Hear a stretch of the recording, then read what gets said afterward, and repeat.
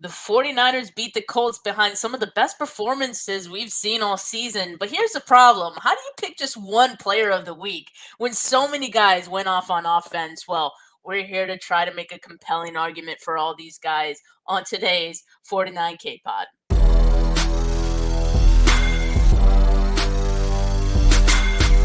You're listening to the 49 Carats podcast, a 49ers Goldmine production with Stephanie Sanchez.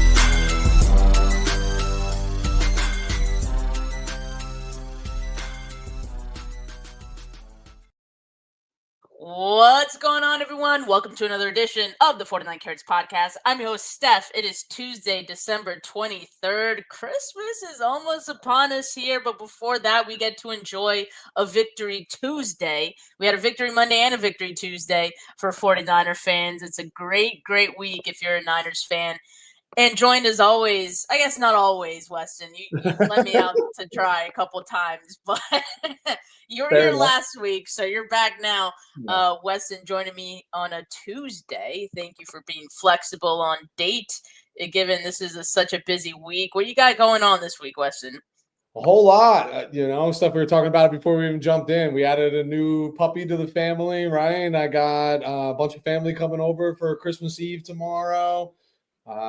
Santa will make an appearance. We can talk about that later. It's a big deal in the Smith household. And the 49ers aren't the only one climbing the charts. Your boy has elevated his desk game in his home office, now operating at a standing desk. So fun times, and excited to be here. Okay, yeah, you're getting some of that lumbar support, getting on your feet. It pays off. It's funny stuff because I always, I joke with you all the time that I'm just this old man, right? And if I sit down too long, it just gets harder and harder to get up. But yet, yesterday we watched a gentleman 2 years older than me who's a grandpa play quarterback in the National Football League, which is absurd. But, we'll break that down over the next 50 minutes or so.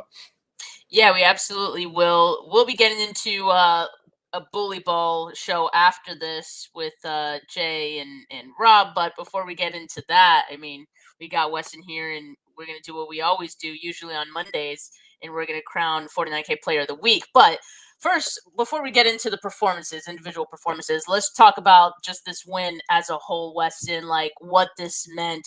If you're a 49er fan, I was looking at this one with some concern going into it, and my concern was mostly based off of Jonathan Taylor, right? Sure. I think that was the biggest thing for me. I felt like, okay, with Phillip Rivers showing what he did the week prior against Seattle, as long as the 49ers can get some pass rush going, I felt like the defense would be able to do enough, and we know how this offense has been working thus far, so I wasn't worried about the offense being able to put up points either. But my biggest concern was Jonathan Taylor, and we barely really heard of Jonathan Taylor yesterday, which is a bit of a surprise. But what was kind of your sense of what this game meant to this team and to us as fans? It's funny stuff. I think this game went the exact opposite way that I thought it was going to, just from a production standpoint on both sides of the football. We'll talk about that. But I think the biggest thing for me and for 49er fans is Sunday was awesome. I'm actually a quasi root for the Detroit Lions. I have a good buddy who's a diehard Detroit Lion fan who's from Detroit. But in their loss, 49ers automatically get that berth into the playoffs. And we talked about it all week leading up about how Lions lose, we're in. You win, 49ers win on Monday night, they're in. The gap is too large. They cement their spot. So I love that they went in and handled their own business, even though that they were there. For me, that was the biggest piece is not just resting on hey, we're getting into the dance. It's been a successful season. Now the talk is hey, is the 1 seed in play? And the only one way it's in play is you got to win out. Okay, so step 1 of 3 complete, right, in this equation. But so for me, that was the big thing. You handled your own business. You focused on your own task at hand, and you went and got that W on the road in a different time zone on Primetime. All awesome stuff. But I still am so perplexed by this football team because the way that I thought they would win the football game is not the way that they won the football game on both sides. And we saw a very strong, powerful running attack from the San Francisco 49ers. I thought we would be hearing – I know the Colts are banged up on the defensive side of the ball, mainly out on the island and the corners, but I thought we'd be hearing a lot of DeForest Buckner and other names, and you didn't hear any of that, right, throughout the entire game. They controlled the line of scrimmage. And then on the flip side, on the defensive side of the ball, I thought their best recipe for success was getting after a 44-year-old quarterback, which they didn't actually do well. They stopped the run game real well, which I never thought was going to be plausible given that offensive line, given the skill set of Jonathan Taylor. So, wow, what a fun game to watch. But it was cool to go into it like pressure off because like what we were all hopeful they would accomplish this year, they did before the game even started. So awesome stuff. And now like the next 2 weeks get really, really exciting. They're potentially looking at 2 primetime games to complete the season, depending upon the meaning of that final Week 18 game against the Seahawks.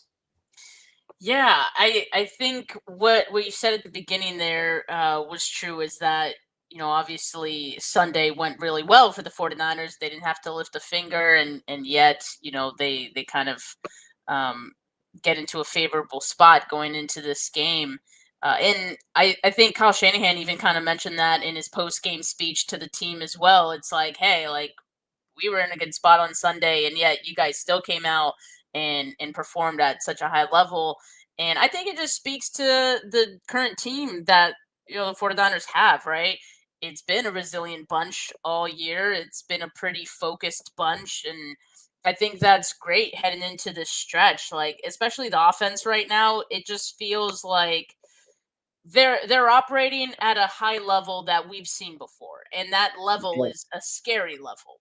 And For sure. I don't think there's any team in the NFL right now that would look at this 49ers offense and be excited to go up against them, because there's so many threats on that side of the ball. Now, the defense, right? We did mention the Jonathan Taylor thing. I think we're very pleased by that. I think people are forgetting about that because of how good Phillip Rivers did play, especially in the first half. But let's not like forget how big of an accomplishment it was to hold Jonathan Taylor to just 46 yards on the ground. I mean, I know he had a touchdown, but they were at the goal line. I mean, he's going to get that any day, all day. 2.9 yards per carry. Yeah. That's crazy. Yeah. Crazy. Yeah. Exactly. And we were all worried about it because the week prior, like, the 49ers run defense didn't look all that good. They were missing tackles, taking bad angles. So from one week to the next, and I've said it before about this defense, right? And about Robert Saleh, it feels like it's very team game plan specific, what they're going to do, what they're going to focus on. And it was very clear that the plan this week was all hands on deck to stop Jonathan Taylor. We can handle Phillip Rivers and see what he can do, but we're going to force him to beat us. Now, in the first half, he got going. Like, old man looked real good, right? He looked fresh. He looked like a savvy veteran. That arm, not quite what it used to be, but if you're a smart quarterback and you just know where you're going with the football, throwing it with anticipation, and, you know, some of his receivers, especially Alec Pierce, got some really nice routes. I got to give some props to him. He was getting open with some ease. But, yeah, I think in the first half, we did kind of see how that played out, right? The emphasis on stopping Jonathan Taylor, but maybe you weren't as ready for what Phillip Rivers was going to do in his second game, right? Yeah. So in the second half, though, Weston, did you feel a shift defensively? I think so, just a little bit, but here's like the reality. Yeah, like nothing crazy. I was still like concerned because they were just giving up chunk plays in the pass game, like throughout the game. They started to get a little bit more pressure in the second half. I think Saleh found some unique ways to create pressure up the middle, and kind of get away from the edge rush. But this is what the 49ers defense is right now. With the lack of players that they have to go into the game and say, we've talked about it, Steph, multiple weeks here. right? Like their job is not to win the football game anymore. Their job is to find 2 or 3 drives that they make stops, right? Yeah. Hold them to a field goal, force a punt, get a turnover here or there, and that could be the difference. And the offense is going to be tasked to go win the games. They went all out to stop the run because Jonathan Taylor is their best offensive football player, right? Like you got to sell out and you're going to hang your hat on. Well, if 44-year-old Phillip Rivers beats us, so be it, right? Like there's bigger fish to fry, but it's also an interesting thing to hang your hat on because gosh, if Phillip Rivers did beat the 49ers and it was because of his play, wow, that is quintessential bulletin board material for all other teams to say, yo, grandpa who hasn't played in 5 years just smacked that booty like, slinging the rock. But I think you saw it early in the game, like, all right, he's not going to push this ball downfield. It's going to be all about coming out quick. And then kind of played into the strength of what the 49ers defense does right now is they tackle, right? They're tackling well. They swarm the ball carrier, so keep everything in front. And hope for a mistake along the way, and they got that, But I didn't feel a huge shift in the shift that I felt in the second half was from the offensive side being like, we're going to score every time we touch the ball. You saw it walking out on the field, like even the offensive linemen were walking out with a little bit of swagger, like bobbing their heads. Felt like it was like a bunch of KBs out there, like just ready to go and. That's problematic for other defenses. Like you never want an offense to get grooving. And I think they just felt like no matter what, points, they were going to put points up on the board regardless of the fact. And that's exactly what they did. They didn't punt the freaking football. They haven't punted the football in 2 games. 2 weeks. Crazy. Since November 30th. Crazy. Absolutely insane. But I think it's very uncomfortable to see one side of your team, one unit, be a clear weak spot. And the defense is, right? It is. But I do still feel like you can win with the defense. It's not ideal because it's not for sure. It's not matching the level I think it needs to be for the 49ers to be considered this juggernaut team that are Super Bowl favorites. Otherwise, they would be Super Bowl favorites, right? Yep. But it is enough to win because the 49ers do have a pretty good special teams this year that's gotten better as the season has gone on. Eddie P almost made that 64-yard field goal before halftime. I thought he had it. I was like, it's good. If it was 63 yards, he would have had it. Yeah. But, that's fun. So there's other ways I think this 49ers team can still win games. But I do think, like as Benali is saying here, selling out to stop the run works when you're playing up against a Phillip Rivers. But Caleb Williams and Sam Darnold in the next 2 weeks going to present, for sure, a bigger challenge. Now, Caleb Williams is not like an elite quarterback either. He has some faults. He's very talented, but there are some mistakes in his game as well. He's still really young. Still kind of figuring that offense as he goes, as well as the rest of that Bears offense is too, but their run game is strong. So I think that's a game where, again, I'd be comfortable with the 49ers selling out to stop the run as well and seeing what Caleb Williams could do and see if you could force him into mistakes. I don't know. Sam Darnold, I think the Seahawks have a good run game sometimes. Sometimes they don't. Like it's really, you don't know what version is going to show up that week, but we do know Sam Darnold has been playing, pretty well for much of this season. So these next 2 weeks are going to be a big challenge for this team. I think it's going to be the real litmus test of how this team is going to look once they get into some of these playoff games. But what I keep trying to emphasize to people is that if you look at the teams that are going into the playoffs, a lot of them aren't that scary. Like they're just as susceptible to being beat as the 49ers are, in my opinion, which means it's neutral. 49ers can win any of those games. To me, there's like no, I would still put the Rams on that pedestal, even though like what happened in the Seattle game, like I think they're the most complete team in the NFC remaining. If I'm being honest, they do it They throw the ball well. They run the ball well. They play really strong defense. But you're right. Like Seattle, Chicago, like here's the good news, right? Like, is Chicago the game plan set? Like, just stop the run. Just stop the run. If Caleb Williams beats you, Caleb Williams beats you. Like, that's what it comes down to. And then you're probably going to have the same philosophy going against Seattle because, yeah, Sam Darnold's playing really good ball this year. Just look at their win-loss record, right? QB's a win. Wins are a QB stat, right, Steph? But, like, there's still the knock on Sam. Like, Sam's going to do Sam things, just like Jimmy would do Jimmy things. Brock might do Brock things, right? So, like, that door is open, too, where they can make mistakes in big time. Like, I'm excited for these games. I think styles make fights. I think we actually match up really well with Chicago. I think we're going to be okay. I'm more worried about the Seahawk matchup just because what it could potentially present. But the reality is like, I'm really excited for the Sunday game. I think the biggest problem that you're facing is like an uneven playing field in terms of like rest and travel and like the advantage. Chicago got done on Saturday. What did San Francisco just get back this morning? And then it's Christmas. Like how much time you get in the film room, like those things matter in the NFL. But like, it's still NFL. It's still a challenge. Like this is how we know nothing about the National Football League, right? Like, and we talk about it all the time, but we know nothing. Like the Seahawks were only able to. They have this great offense, right? And Sam Darnold's balling and doing that. They put 18 points up against the exact same defense that we just put 48 on.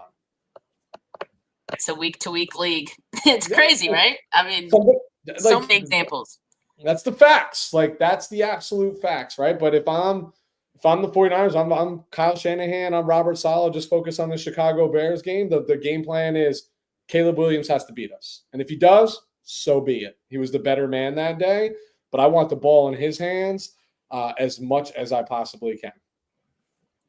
Yeah, that's fair. And I think, what Benali's saying too is totally fair. Like expecting Brock to score 5 touchdowns every game, not sustainable, obviously, but you gotta have other playmakers. You got Christian McCaffrey too. I think the run blocking yesterday was some of the best I'd seen all season, and McCaffrey's efficiency showed for it, right? So if that's something that's coming into form at this time, and if we could expect it to get better every week, like we're seeing Trent Williams, the 37-year-old tackle, get better each and every week, which is insane. Dominic Purdy, like for the last few weeks since he's gotten healthy after the bye week, like has looked, or even before the bye week, has looked great. I mean, it could do wonders. So it's not the best. It's not the best team that wins. It's the hottest team, right? And they're the hottest. Show me a team that's hotter in the National Football League right now. It's definitely up there. We're definitely up there. Like I said, I think it's fair for us fans to have concerns, but I think other teams or fans of other teams would look at the Niners and not want to play the Niners right now with how they're looking, especially having done that on Monday Night Football, primetime. Everybody was watching. I love that. I love that everyone got to see the show.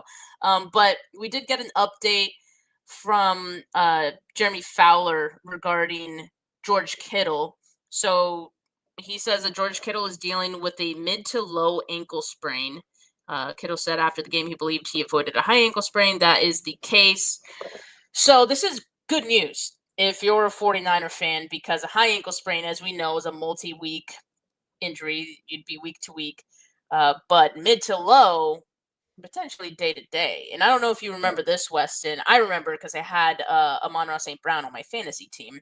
But a couple weeks ago, right, he had a low ankle sprain that he suffered in a game, and he played the following week. And I think it was even on a short week, if I'm not mistaken. It might have been that Thursday Night Football game from a few weeks ago. So he was able to come back. Now, every injury is different, and this is a short week for the 49ers. They played on Monday, playing on Sunday this upcoming week in week 17. But this is promising, at least. You're telling me there's a chance that George Kittle can play. For sure. One thing I've learned about this team is I don't trust any injury news. But yeah, this is on the promising side for sure.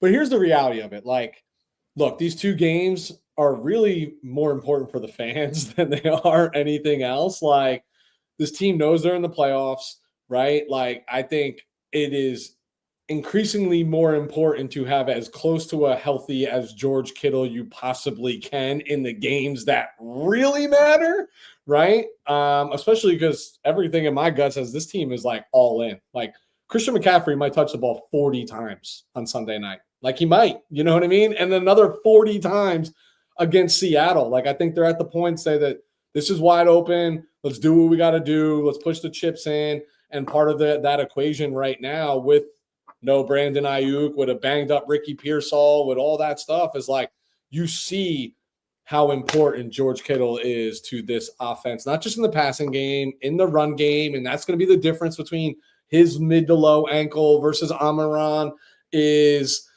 George is asked to do a lot more in a football game than any wide receiver is asked to do. So, like, in this week, like, as much as I want the win, as much as I want George Kittle out there, and he probably will be, I mean, I'm approaching it like with caution, snap count, because here it's Jake Tonja's season. That boy can play football too. That boy can play football too. Like, don't sleep on him. He just happens to have the best in the league in front of him. I think if he's somewhere else, he's getting significantly higher volume of snaps, more targets. Like, do you see that catch he made? That wasn't a catch. That was a touchdown. It was absolutely a touchdown, but officially, it's you know what I mean. It's second down, or whatever it was. But like, he can do things. Like, he's like George Kittle, like extra light. And I don't want to put them like on the same pedestal, but like he's a willing blocker, right? Like, I'm okay with that. If his snap count needs to go up and Kittle's needs to come back down a little bit. So this is great news in terms of just like, okay, it's not high ankle, which means see you playoffs, buddy. You know what I mean? Even if you see him in that first round. So we'll go from here, see how it progresses throughout the week. Good news is he's going to get a lot of rest. The holidays right here. It's going to be elevated. It's going to be ice. It's going to be compressed. He'll probably sleep in Fred Warner's hyperbaric chamber a couple times, and we'll see what the recovery road looks like. Yeah, and this is a good prediction from Benali. Benali, speaking of being on a heater, like you're here in the live chat on a heater right now. Your prediction: if Ricky can get back, George is out. If Ricky needs another week, Kittle active on a snap count. Yeah, that's a good point. That I think the expectation is that Ricky has a better chance of being available for this Week 17 game. In which case, if you got someone else coming back, maybe you feel okay with not risking George Kittle. But we shall see. I don't know if that's how teams make decisions, but it certainly would make sense to me. But we'll see the status on both of those guys. Here's my hot take of the year, Steph. Benali is Kyle Shanahan's burner YouTube account. Coming with fire right now. Always in the live chat. Always welcome here. Always love it. All right, let's get to these nominations now for 49K Player of the Week for Week 16 against the Colts, Monday Night Football. All right, I don't want you to take the best one, Weston. You go first. You can just okay. I won't take the obvious one. But it is part of the reason why I am standing up, because I can't. He's gonna be like jumping. Okay, but I don't want to start with the obvious one. No, I'm not starting with the obvious one. I'll go first, and I won't take the obvious one. Okay. All right. It's Christian McCaffrey.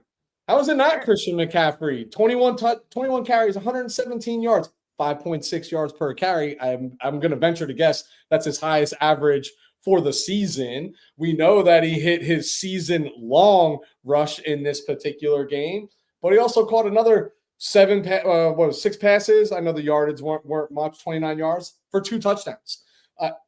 We say the same thing every week about Christian. He is the engine that makes this thing go. And he is their only chance at winning the Super Bowl this year on your home stadium. It's the man does not get tired. Like, he's like a responsible football player. Like, you literally see him be like, need one, And it's literally one snap. And he Yes, is he does that all the time. back in the next play. But Steph, for all the people that were like, hey, we haven't seen the big run, the 40, the 50, the 60-yard explosive. But I think that's more an indication of the team collectively than it is of Christian McCaffrey and his ability. He still is positive yards every time he touches the football. It still feels like, you know what I mean? Like on that 3rd and 3, 3rd and 4, you hand it to him. He's still falling forward over the line. And he had some longer chunk plays in this game where the legs look good, right? For somebody who's touched the ball as much as he has. And oh, by the way, he's also number 6 in the National Football League for receptions as a running back. Like, he is everything to this offense, and he just proves it week after week after week. I am so hopeful that he does the 1,000 for the second time to be the only player to ever do that in their career, because he is so deserving of that. But in this game, again, 2 receiving touchdowns, right? Like, that's what makes a red zone offense go. It's really, if you struggle to run the football, it's really hard to throw the ball into the end zone in the red zone when you just have all these players condensed into a shorter amount of field and yardage. And for him to, like, his just little option routes, like the linebackers don't stand a chance. Like, there's money. And you know what? Brock knows where he's going every time, it feels like, right? And puts the ball on the money. Christian McCaffrey, my God, what a blessing it's been to have him on this team. I hope we get to see him a little while longer. And I hope when he does go to Canton, he decides that he wants to do it with the team that he's had the most success with over the Carolina Panthers. Argue with your mother. It's Christian McCaffrey. Actually, Weston, it wasn't his most efficient day on the ground. I thought it was as well after that game ended. But in week 11, I went back. I was on PFF. And week 11 against the Cardinals, he actually averaged 6.2 yards per carry. He didn't have as many carries that day. I think he had like 16 or something like that. It was a very low number. But I'm going back. I'm looking. 13 carries. 13 carries for 81 yards. Light day at the office for Christian McCaffrey. So that was in week 11, averaged 6.2 yards per carry. Yesterday, he averaged 5.6. But I agree with you that it looked different. And the reason that it looked different is because I think we are kind of seeing the fresh legs that he has ever since the bye week. I think he has hit another gear. And I think also when you accompany that with the run blocking that I was talking about, he's getting these lanes and he knows what to do with it. That's all he needs, right? So him getting that 24-yard run, really, really great sign that hopefully there's more runs like this to come. And 117 rush yards, putting him over the 1,000 rush yards for the season, 151 receiving yards needed to accomplish the 1,000 receiving yards, or I guess you could say 152 because 151 would tie. Or no matter. 151 would get 1,000. That's all you need. And so that would be the second time in his career that he would have a 1K season. Nobody's ever done that. No one's ever done that. That'd be historic. And I got to think and I got to hope that Kyle Shanahan has a plan. Oh, he does. Brock Purdy has a plan to get him that, because I would love nothing more than for him to accomplish that. What was the one it was the touchdowns, the consecutive games with the touchdown thing he was trying to get, and he didn't get it. But the 49ers really tried like hell to give it to him, and I just hope they treat this similarly. 151 receiving yards. Yeah, I mean, he's getting used a lot on those short yardage situations with option routes, as you mentioned, red zone situations. He's money there. But if you can get him a catch where he has the opportunity for some yak, or get him on a wheel route where, he can get some chunk yardage receiving, I think that's the way to go. Maybe we see that this week against the Bears. I think you will. I think you'll see a forced effort. I think you'll see him more in the slot. I think you'll see some two-back, which you haven't really seen a lot of Robinson and McCaffrey on the field at the same time. Like, why not? To win these games, right? Like, these are good teams. These are good football teams you're going to play over the next 2 weeks. Kyle's got to be in his bag. And nobody's on a bigger heater right now than Kyle Shanahan. Let's be very clear about that. Like, I would expect, especially on the short week, Like I would expect some gimmicky stuff, all intended to get Christian to an attainable number in week 18 for that. Like I would Kyle Shanahan, there's knowing Kyle Shanahan, how he favors certain players and the relationships he has with them. I assure you, this is top of mind for him, right next to the win. Like, I'm not even exaggerating that. Right next to the win, it's important to him. So 151 yards divided by 2 is 75 and a half. So if he just averages 75 and a half in these next 2 games, you get him 90 this week, and then you make light work. You could do it. It could totally be done, especially if you make it a concerted effort. But yes, Christian McCaffrey definitely deserving of. Let's go back and look at it after the fact. I guarantee you, in every game that Christian McCaffrey's had at least 75 yards receiving, and he's had multiple of them, they've won. So why is that not a priority? You know what I mean? Like, it's a recipe for success. It's a proven formula.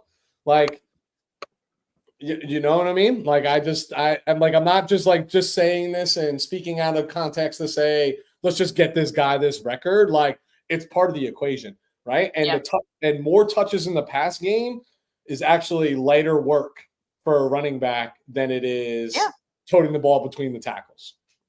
For sure. Yeah, I'd like to see more Brian Robinson as well. So we'll see if maybe they balance that out in order to get McCaffrey running a little bit more routes. But all right, my next nominee here, I'm going to go with the obvious one now. It's going to be Brock Purdy, 295 passing yards, and that's like, you know, a day in the office for Brock. But this was probably the best Brock Purdy that we've seen. There's just like a little bit of everything. Like I think just where he's been since the bye week, for example, and since after the Panthers game, has just been on a completely different level. This is comparable, I think, to the efficiency of the 2023 Brock Purdy with the savvy of the 2025 Brock Purdy, right? Like he just, it's just I'm at a loss for words for what Brock Purdy's doing, which is crazy because like I think we were very disappointed at points last year, some games this year as well. We call it how we see it, and he's completely flipped the script. I don't know what switch turned on in his head, but yes, more of that. Keep the light on. His average depth of target yesterday, 10.6. 5 touchdown passes, which was, of course, as we know now, career high for him. 5 touchdown passes to 4 different receivers, and it was almost 5. We were robbed of 5 touchdown passes to 5 different receivers if the Dungeons one had just counted, or if the 49ers challenged. But I digress. Still great performance from Brock, and just still shows that he is using his entire arsenal. Like, remember at one point, Weston, that was kind of like, in addition to this narrative that Brock Purdy was just a dink and dunk sort of quarterback, which has since been very much, disputed. We're also seeing that maybe he can elevate this group, because everyone used to say as well, like, oh, he was so good just because of all the weapons that he had, and he still has weapons. Like, he still has McCaffrey, and he still has George Kittle. He's using other guys too, though. Demarcus Robinson had a touchdown. You're seeing Kendrick Bourne get catches out there. You know, you're seeing Sky Moore with a catch, even. You know, like, and that to me just shows this is a quarterback who can use everyone at his disposal, and that to me is a maturity from last year to this year, both for Purdy and I think Kyle Shanahan as well. But getting back to Purdy and focusing on him, his PFF grade for yesterday's game was a career high, 96.6. And not only was it a career high, but it was the highest grade of any quarterback in a game this season. So big props to Brock Purdy. Also completed a career high 12 passes that were 10 or more yards downfield. And so that's also, he was slinging it. And some of those balls had some really nice zip. Like the touchdown to Jennings. Yeah. That had some, that one was a touch pass. What was the one that was like, there was Robinson, like a dart over the, I think it was that one. Marcus Robinson. That one was zipped. That Yeah. one was zipped, but the one to Jennings was nice too because that one had like really nice touch, only where Jennings could get it. Defender Yeah. had no chance. It put it right on the spot. I think that's when I knew. Like every touchdown pass that he had was just like, oh, this guy's for real right now. He's for real. It's, like confidence, momentum, all those things are scary and they matter in professional sports. And just take these last 2 weeks as an example, like who's going to be more confident than 13, right? With like he's feeling like everything that leaves his hands is gold, right? I thought I agreed. I thought the pass to Demarcus Robinson was just money. It was just money, right? Like I won't call it a dot, a dart, a laser. And it was just money.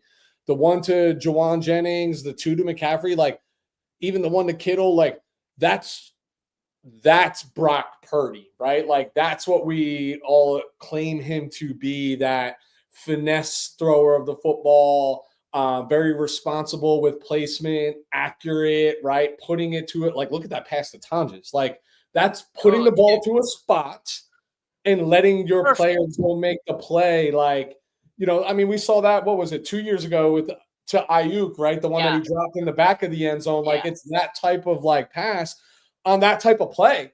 And that's vintage Brock Purdy, where like now we can see maybe the toe's not bothering nearly as much, knock on wood, but like mobile, buying a little bit of time, hitting the scramble drill. These guys know and trust their quarterback. They know what spots to get to, and he's going to put the ball in that spot. And if they're playing that way, it's going to be hard to beat, Steph. It's really because you're asking your defense a lot of your defense, right? Like, though I think the way you beat Brock is you get pressure in his face. You keep him in the pocket. You don't let him move because he's really productive on the move, actually. Like, I'm surprised there's not more design boots and things of that nature, because I just think he throws a really nice football when he's on the go.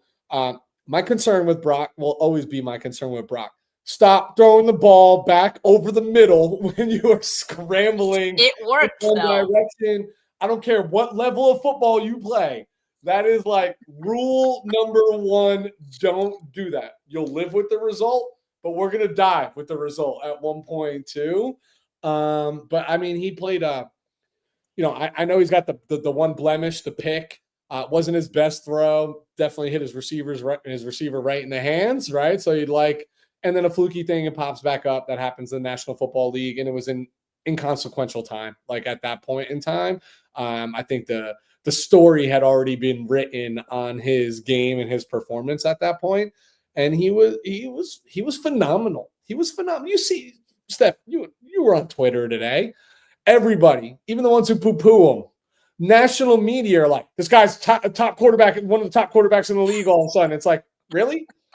Like, were you saying that 3 weeks ago after the Carolina game? No, you weren't. You know what I mean? Like, and that's how you know this league is week to week, right? And reactions are very knee-jerk, but it's what we've always seen is like when Brock's playing that brand of football, the 49ers are going to be really hard to beat, and he's really tough to stop.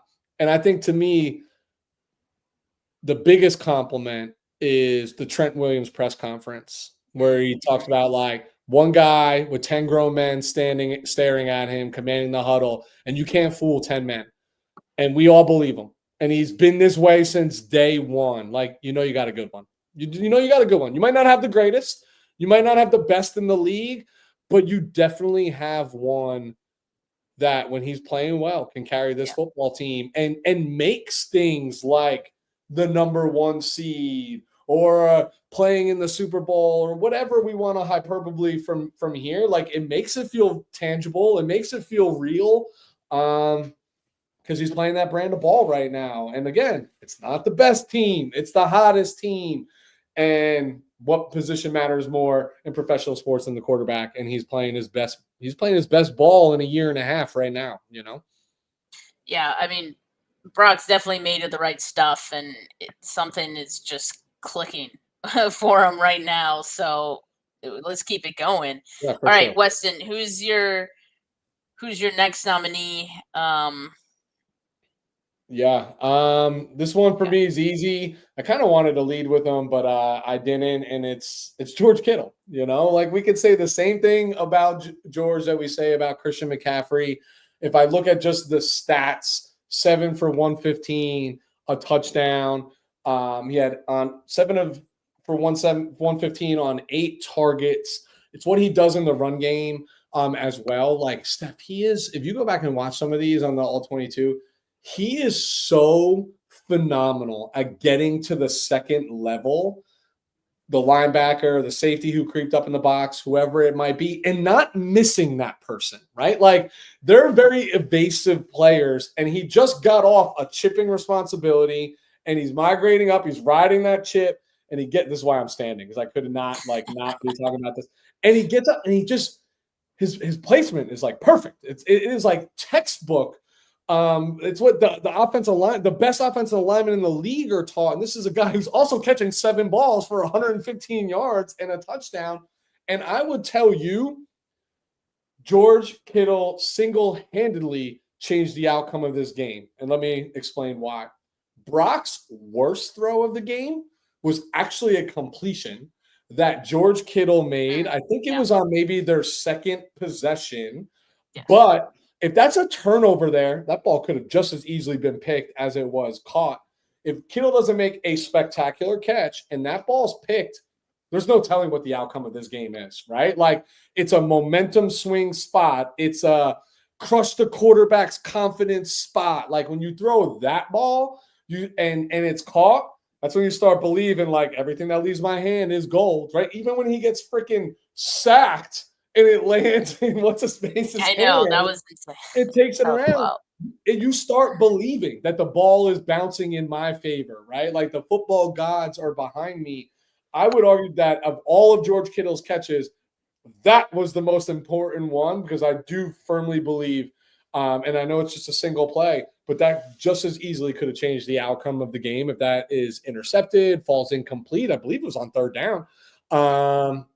I'd have to go back and check that for sure. It might have been 2nd down, but I wanted my gut wants to say 3rd down while the score was still tight, right? Like earlier in the game, and that could you don't want to give a guy like Phillip Rivers, who's the ultimate trash talker this sport has ever seen, without cursing, by the way. He is just ultimate. Like you're not trying to give him that level of confidence, get the ball back, go down, put points up. You know what I mean? That sort of thing. But yeah, George Kittle. You can never overstate how significant he is to this football team. I think that was on their first drive, actually. Was it their first drive? Yeah, so answer it, right? So what happens if that's picked, Steph, and they turn around and turn that into 3 or it's 14-0? We know this team is not built to come back from being down 14 points, right? Like Kyle Shanahan rarely accomplishes that feat. We got to play with the lead. Could have been a totally different outcome of this football game. Yeah, and I give Kittle credit, like as what you're doing right now. I give Kittle credit for that catch because he came up for it basically, and that's why you throw the ball to Kittle, because he will get it. He will get it for you as long as it's within his catch radius. He's gonna find a way, right? So this is crazy, right? 7 catches and all 7 went for first downs. Yeah, that's a season high for him. He also had the touchdown as well. Average depth of target for him was 13.9, also a season high for him. So he was like that downfield threat for them and just Mr. Reliable as he always is. Purdy's passer rating when targeting Kittle yesterday was 158.3, which perfect. Last time I checked was perfect. Yeah, perfect. Let's not overthink this. It's a really simple equation to win in the football in the National Football League. Give your best players the ball. Every time. Like I don't care who George Kittle is going up against. I want him targeted like every time. It would be a good decision. Like I don't even care. Highest graded game for him all season as well, 94.8. So it's a bummer that he went out early because I think he could have had an even bigger game. I mean, we know he could have and would have. So. But we digress. I mean, still a nominee-worthy performance from George Kittle. And do you have any others to nominate today? Okay. Nope. It's going to be a common theme for the rest of the season. It's going to be talking about the the big offense. three. Yeah, the The big big three. three. 'Cause I'm pretty Yeah, sure last week it was the same three yep, for that we sure. nominated, and Trent last week. Yeah, But all right. So for anyone tuning in with us live, we've got the names up on the screen that we're nominating for 49K Player of the Week for Week 16 against the Colts. We got Christian McCaffrey. We got Brock Purdy. We got George Kittle. If you're in the live chat, whether it's Twitter, whether it's YouTube, make sure you drop a comment. We'll add up the votes, and we'll tell you here shortly who becomes 49K Player of the Week. In the meantime, we got some flowers to yeah, give we because do. it wasn't just about these three here. Weston, I'm gonna just really Do quickly it say that I want to give some flowers to the defensive rookies for because sure. I think they all kind of had strong games. Upton Yeah, Stout, I think this was maybe his best, if one of, if not his best game of the season. I think he's really coming into his own. There's someone who continues to improve.